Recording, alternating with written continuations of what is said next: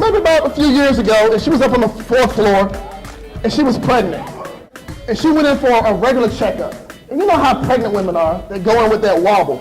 That wobble. You know that wobble, right? The wobble. You know, the wobble. During her appointment, and all of a sudden, you know, the water broke. And so things sped up. Hey, doctor. Doctor checked real quick. Doctor said, you know what? The baby is coming. So they took her to the delivery room, right? Just go there with me on the 4th floor across the lawn. And this mother's up on the table.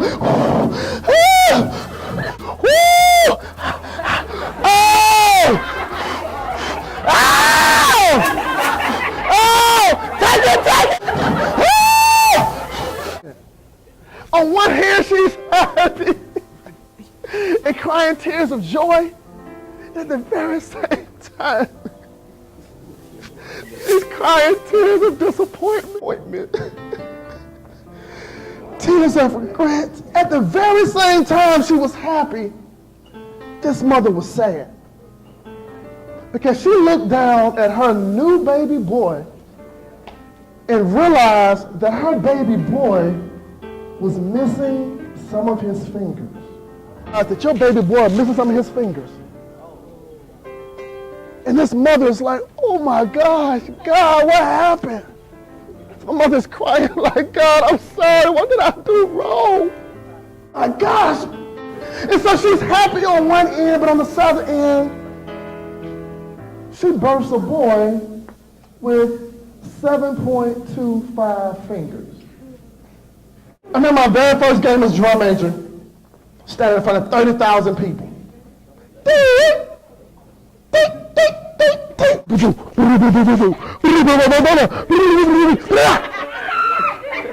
It was time for that first song. Brought the band on my baton. We played Olympic fanfare.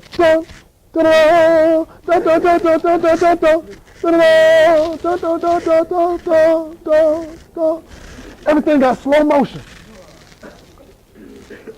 And everything kind of stopped. I'm like, what is that flapping in the air?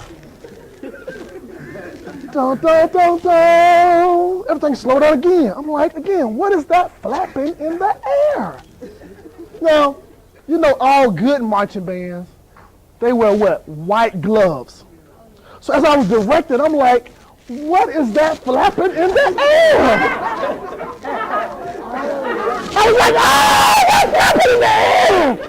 You know my gloves, them fingers that were not there, they were just flapping in the air.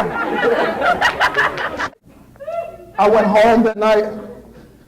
I sat on the side of the tub with my uniform on, and I was like, dude, everybody in the stands were talking about my fingers in my mind. But you know what I did? I got me some scissors, a needle and thread. I cut them fingers off and made me some custom-made gloves. You know what I'm saying? Bet you can't do it like me. What? All right, so. And the reason I tell you this is because for so long, on my internal iPod,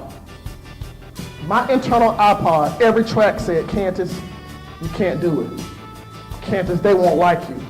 Kantis, you will always come up short. That's what's on my internal iPod. You can knock scores off the roof because you're prepared. But on your track, you may say that, I don't know if I can do it. I'm changing the track to say, yes, you can.